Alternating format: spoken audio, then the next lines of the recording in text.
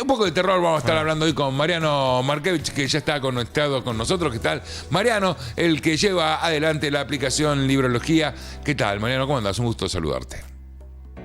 Mario, ¿cómo anda el equipo? Muy bien, ¿vos? ¿Estén bien? Muy bien. Qué bueno. Tomo la posta de uno de los panelistas estrella de Maldición, de Flavio Fiamingo, que se cuestionaba si al iniciar la columna hay que preguntarle a los conductores cómo están, y eso no es una molestia. Es cierto, es cierto, es algo que habría que replantearse en algún momento. Pero no, bueno, hoy nunca te vimos nosotros, la primera vez que no te vemos.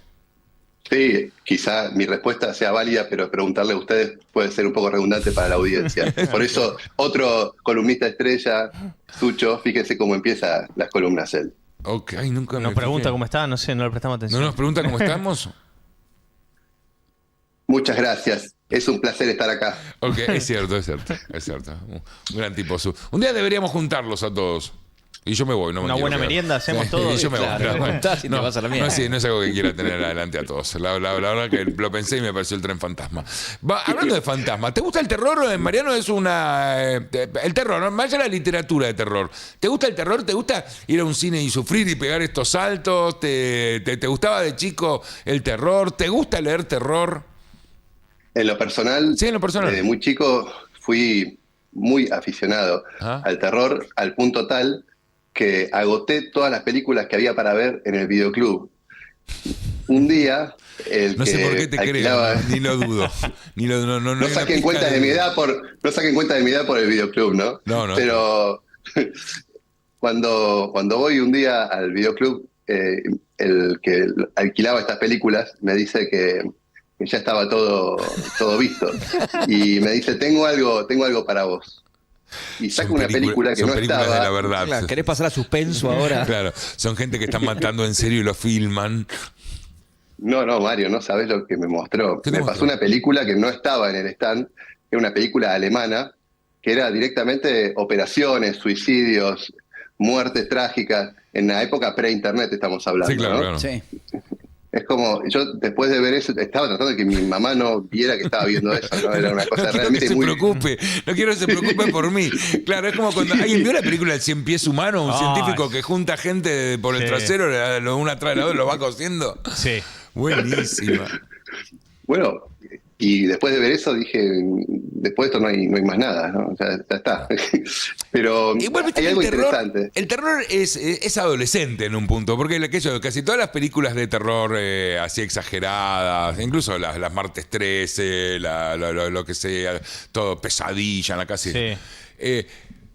Hay una etapa en la vida donde sos terror, que es cuando estás con tus amigos, que cuando tenés algo de joven. Me parece que tiene algo de inmadurez el Sí, terror, ¿no? Supongo que Mariano lo va a poder profundizar mucho mejor, pero tenés también los distintos niveles de terrores, que es el terror más psicológico, donde no te muestra que ese es a mí el que más me gusta, Sí.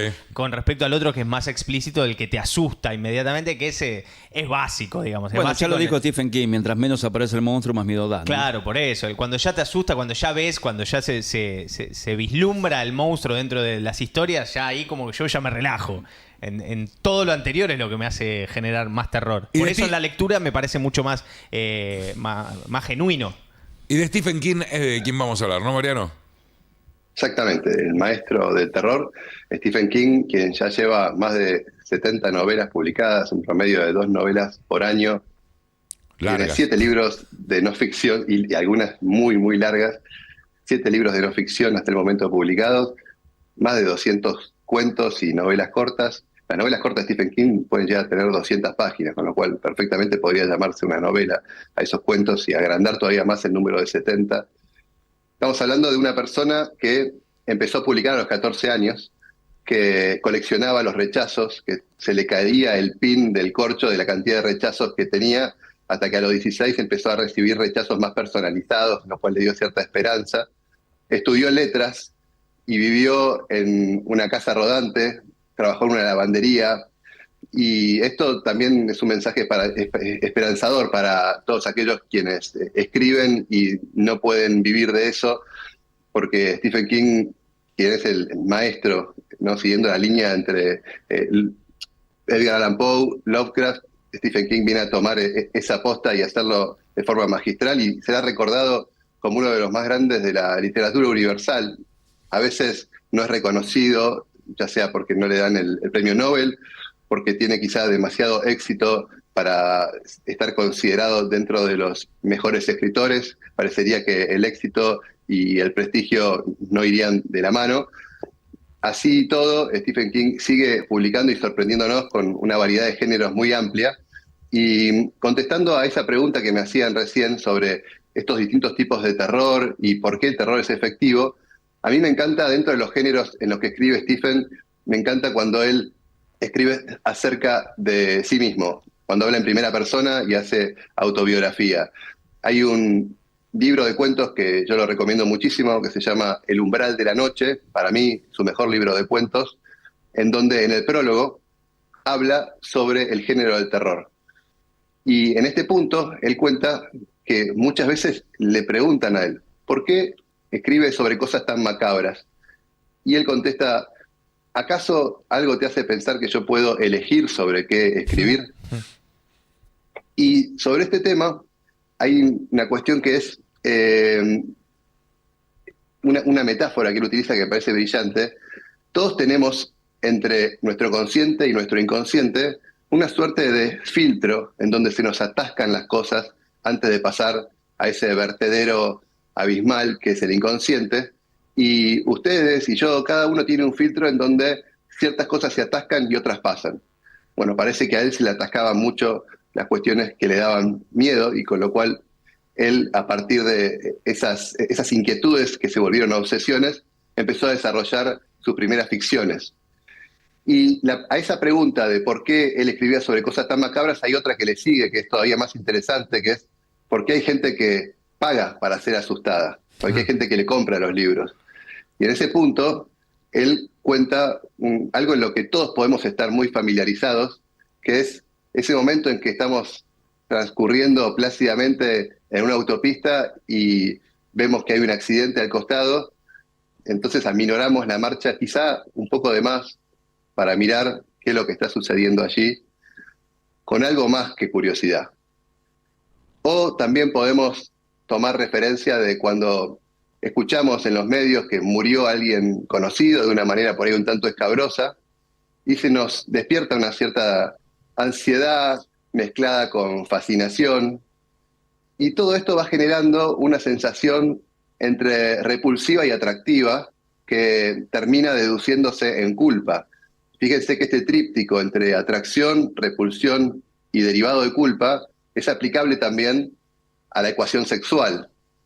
No hay que sacar conclusiones sobre esto como si fuera buena la atracción o mala, o la repulsión o mismo la culpa. Es un fenómeno, yo diría más bien cultural, pero tanto el terror como el sexo tratan sobre cuestiones vitales. Es decir, el terror, en definitiva, el último terror y el terror que da lugar a todos los miedos que se nos presentan, es el miedo a la muerte. Y por otro lado, el sexo lo que produce como resultado es justamente la reproducción, que es la vida. Y bueno, en este punto me parece que es interesante entender que este género de terror lo que hace es hacer, cuando es efectivo, ¿no? Cuando el género de terror es efectivo, hace un puente entre dos vías.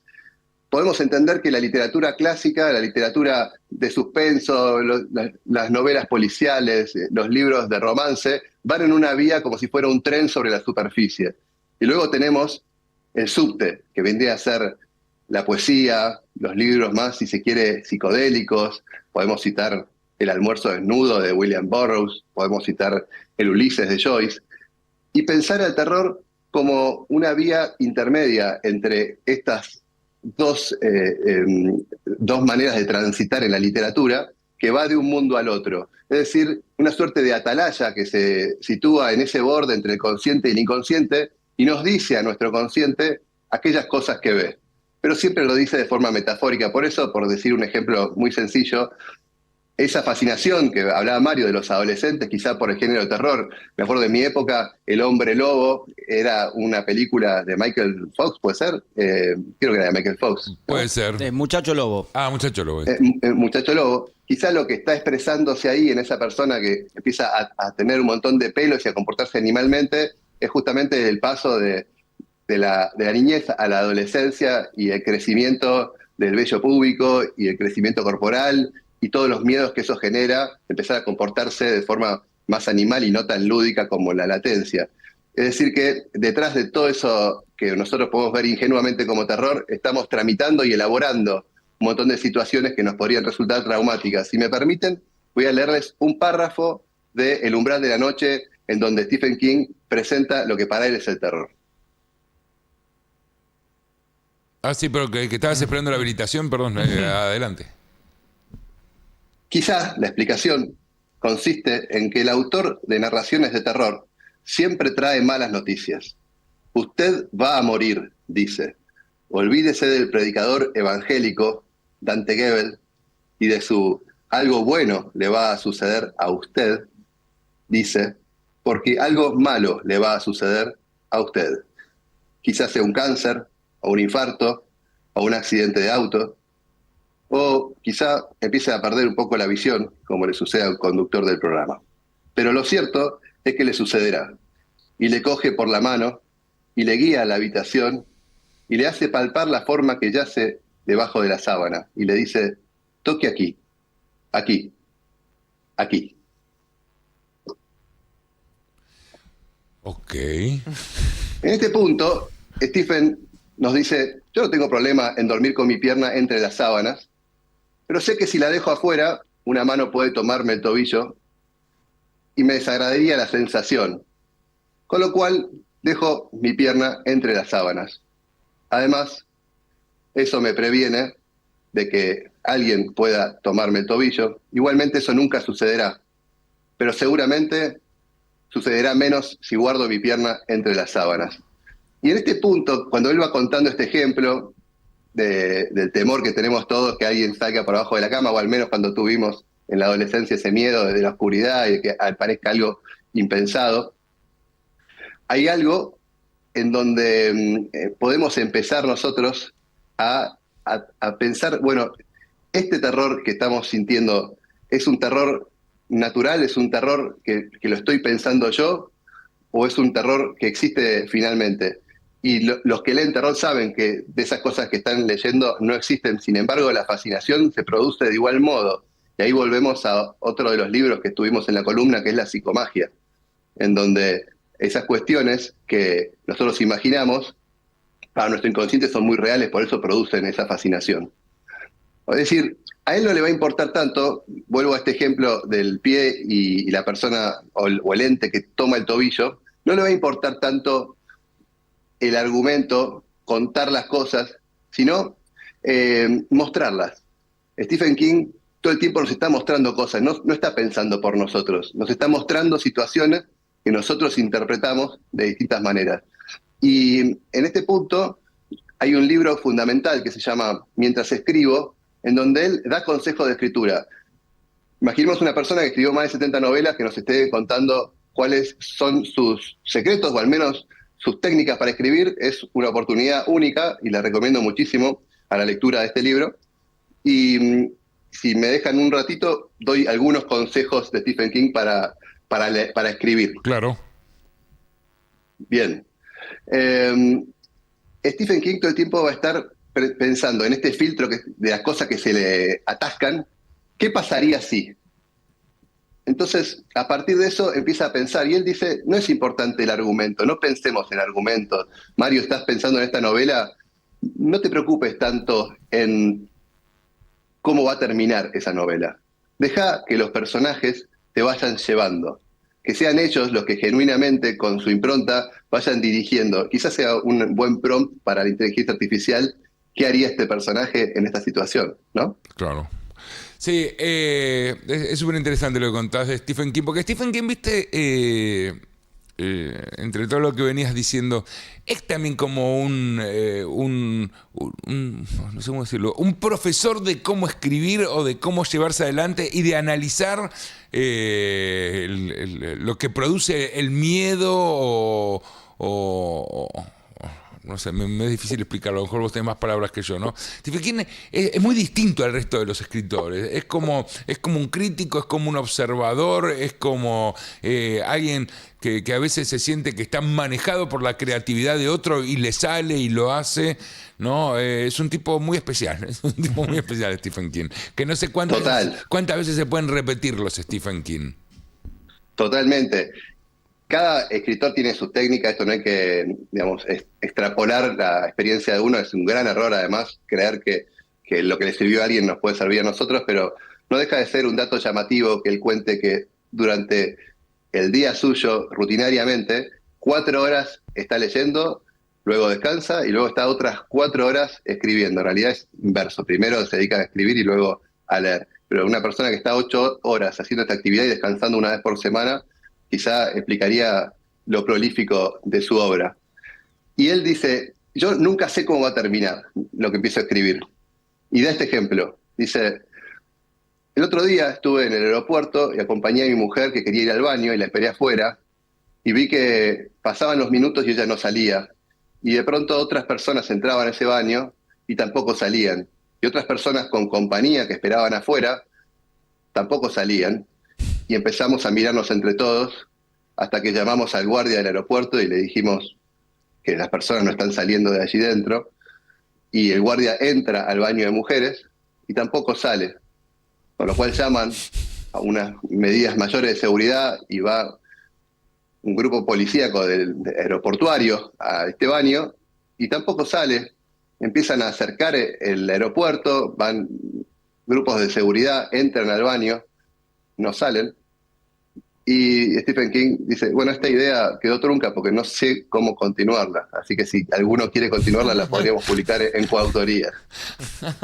Se la pongo a una inteligencia artificial a ver cómo la concluiría, ¿no? ¿Cómo la concluiría? Súper interesante. Te cuento una anécdota medio sonsa. Sí, claro. Pero divertida. Hace ya varios años atrás, yo tenía una columna en Infobae y hacía entrevistas a distintos referentes que me interesaban. Les hacía siempre las mismas 3 preguntas.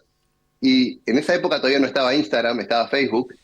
Y yo me tiré el lance de escribirle a Stephen King, porque él tenía una cuenta y siempre fue interesado en la tecnología. De hecho, hoy lo podemos ver publicando asiduamente en la red social de Twitter, ahora X. Y le escribí porque lo vi online dentro de lo que era su perfil. A eso de las 4 de la mañana en mi casa veo online a Stephen King en la cuenta oficial y le pongo, Stevie, ¿sos vos? Y me contesta, mirá si voy a ser Stephen King a estas horas, porque él vive en Maine, o sea que también era tarde para cuando él estaba contestando. Mirá si voy a ser Stephen King contestando a estas horas, no tendría tiempo para hacerlo. ¿Qué necesitas? Una respuesta rarísima. Y le dije, bueno, lo que me sucede a mí es que estoy con una columna dentro de un diario que tiene muy buena proyección, quizá en Estados Unidos no lo conozcan tanto, pero es uno de los portales web más importantes del mundo, y le empecé a mandar información sobre Infobae. Sí. Y él me contesta, me dice, muchas gracias, vamos a acercársela a quien corresponda, si querés profundizar sobre estos aspectos y coordinar una entrevista, habla con tal persona, y me pasa el mail. Ajá. Y yo le mando el mail a esa persona, me contesta muy amablemente, me dice, en este momento Stephen King está escribiendo y no está en el periodo de entrevistas, veamos más adelante. Luego quedó en la nada, pero años más tarde estaba leyendo El Instituto, que es una novela de Stephen King. Ajá. Y uno de sus personajes más macabros se llama de apellido Haddad. Ok. ¿Se lo contaste a Haddad alguna vez? Se lo conté a Daniel y se rió muchísimo. Y bueno, quedó la anécdota. Vamos a ver, quizá en una de esas. ¿Sucedió? ¿No sucedió? Se lo dejo a la audiencia para que lo resuelva. Mariano Markevich, gracias por todo. ¿Qué tal? ¿Cómo anda la librología? Siempre le preguntamos todos los miércoles cómo anda la librología. Mario, está funcionando muy bien. Librología está ahora en un periodo de actualización para que tenga más velocidad y que haya cierta reparación de bugs. ¿Quién te hace y en todo eso me está ayudando. Bueno, ahí está, te iba a preguntar eso. Sí, ¿Quién te hace eso? Exactamente. Mira, esto no es un chivo, esto es algo realmente que es un tip, así como nos ocupamos en la columna de tratar de dar cierto contenido que le pueda servir a la gente. los que quieran hacer algún tipo de iniciativa digital, la compañía Exide es excelente. Yo he trabajado muchos años con ellos y es muy difícil para todos los que emprendemos en digital confiar en el programador, Sí. porque como es algo artesanal, vos lo sabés mejor que nadie, Mario, se pueden dar vuelta y decirte, mira, esto que empezó siendo este presupuesto ahora es tanto, y te dejan a mitad de camino y te pueden empezar a estafar. Entonces yo he tenido grandes experiencias con ellos, siempre muy humanas, y bueno, los que quieran Sí, profundizar y en eso, también que te Exide entiendan lo Solutions, que querés hacer, ¿no? Porque no es que vos le decís tal cosa y escribe al lado tuyo y te aparece. Lleva un trabajo, llega un proceso de código, de diseño, juntar tanto código con diseño, funcionalidad, probarlo. Y muchas veces en ese proceso, bueno, si no tenés a alguien que te acompaña bien, es un problemón, ¿no? ¿Y vos lo haces con quién me habías dicho? desde ya. Exide Solutions. Exide La Solutions. página es exidesolutions.com, tengo entendido. Si no, en el LinkedIn ahí lo pueden encontrar. ¿Y ahora qué estás haciendo Así que- con ellos? ¿Estás reparando parte de la aplicación?